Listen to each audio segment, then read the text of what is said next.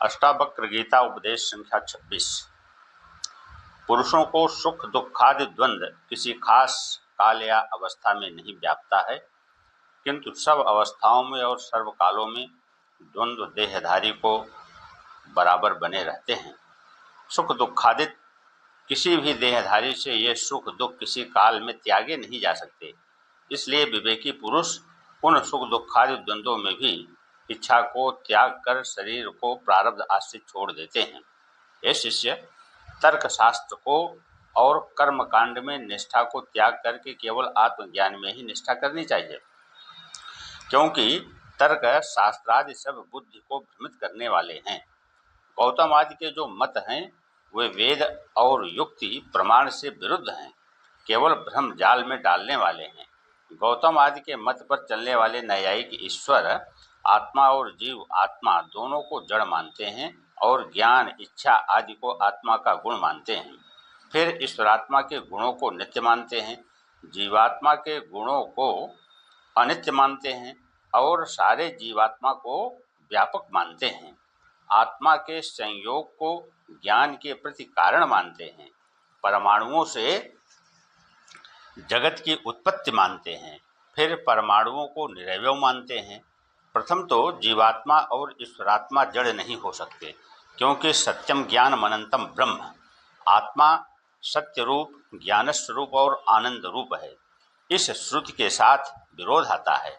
दूसरा, दोनों ईश्वर आत्मा के जड़ मानने से गदांध प्रसंग होगा।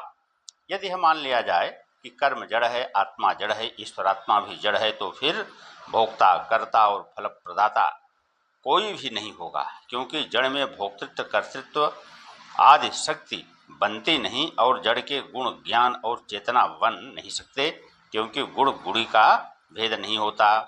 जैसे अग्नि और उष्णता, जल और शीतलता का भेद नहीं है।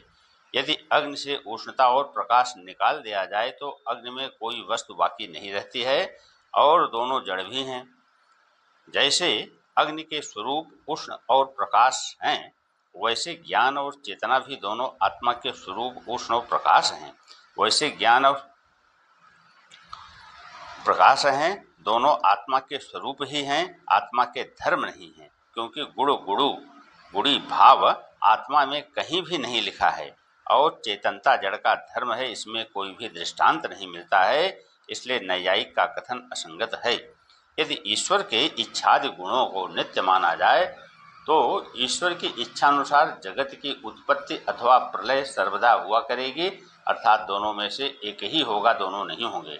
यदि यह माना जाए कि दोनों कभी प्रलय कभी सृष्टि होगी, तब ईश्वर की इच्छा अनित्य हो जाएगी, सारे जीवात्मा व्यापार भी नहीं हो सकते हैं।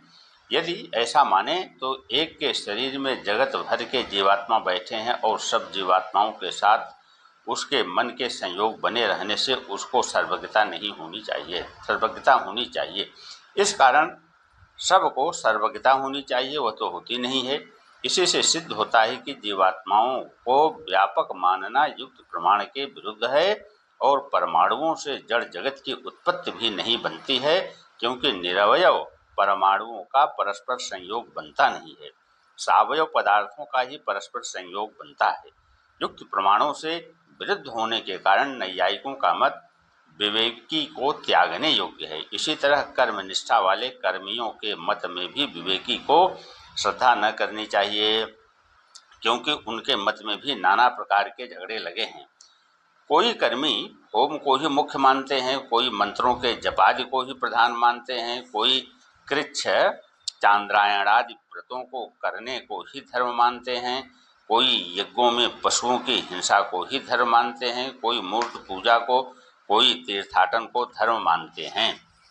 कर्मजाल इतना बड़ा भारी है कि यदि एक आदमी प्रत्येक दिन एक एक कर्म को करे तब भी उसके सारी उम्र में सारे कर्म समाप्त नहीं होंगे और घड़ी यंत्र की तरह अधोर्ध अर्थात नरक स्वर्ग का हेतु कर्म रूपी जाल है। इसी पर कहा गया है, कर्मों से जीव बंध को प्राप्त होता है और आत्मा विद्या करके वह मोक्ष को प्राप्त होता है। इसलिए विवेकी आत्मज्ञानी कर्मों को नहीं करते हैं, किंतु आत्मनिष्ठा में ही मग्न रहते हैं।